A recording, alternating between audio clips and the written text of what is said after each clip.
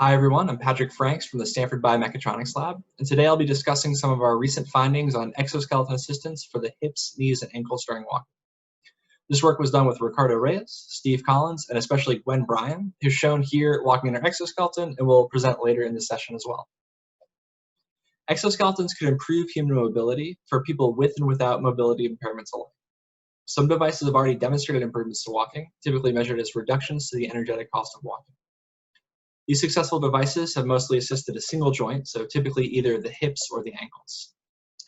However, it's still unclear which joint is best to assist, as comparisons have been limited.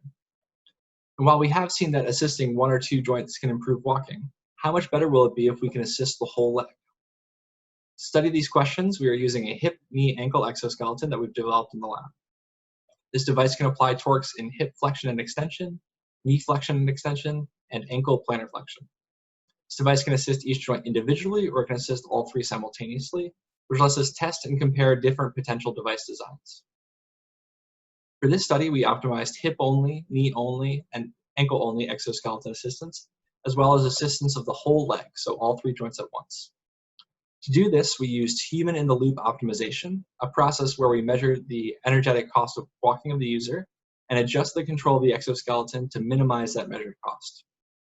For 3 able-bodied participants, we did training and optimization over multiple days to find the best assistance for each condition.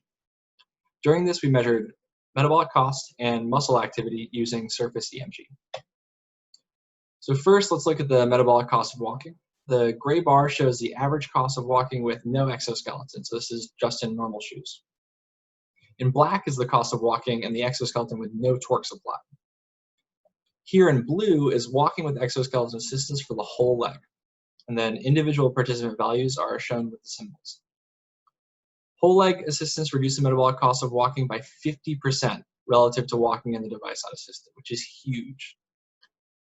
This corresponds to a 37% reduction compared to walking without the exoskeleton. To put the magnitude of this reduction into context, here's a plot I've copied from Sawicki et al.'s review paper from this year, which shows different exoskeletons in the field and their reduction in energy cost of walking relative to no exoskeleton plotted down the y-axis. So for this plot, down is better.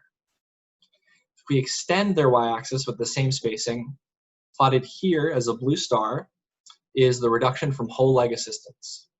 There are a lot of differences in design and intended application between all these devices shown, but I think this plot indicates just how effective assisting the whole leg can be. So let's try to go back to our metabolic bar plot and answer our first question. How does assistance at each joint compare? Assistance strategies were able to reduce the metabolic cost of walking relative to the no torque condition for all of the joints. Hip-only and ankle-only assistance reduced the cost of walking by about 26% and 30% respectively, confirming that both joints are good targets for assistance. Knee-only assistance reduced the cost of walking by 13%, demonstrating that effective knee assistance for level ground walking is indeed possible.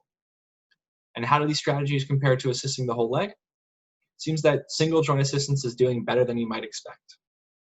So if you consider that the sum of the reductions from all 3 single joint strategies is around 69%, it indicates that the person is likely getting a larger benefit from each joint during individual assistance than from that same joint during whole leg assistance. So put another way, when we assist the whole leg at once, the person is getting maximal benefit from all of the joints in total, but likely not getting the maximum possible benefit from any one joint in particular. It seems that this maximum benefit from exoskeleton assistance at a single joint could be due in part to indirect assistance of other joints, possibly from user adaptation. To try to understand this, let's look at the muscle activity of the gluteus maximus. On the bar plot here is the RMS muscle activity for the glute max during early stance for each condition. Activity decreased for hip-only and multi-joint assistance, shown by the green and blue bars, as you might expect. But interestingly, it also decreased during ankle-only assistance.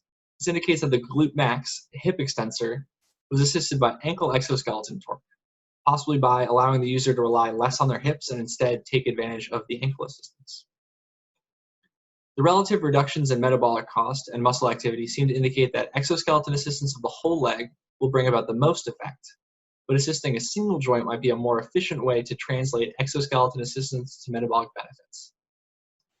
With that, I'd like to thank our funding source, and I'm happy to take any questions here or on Slack, or feel free to send me an email. Thanks.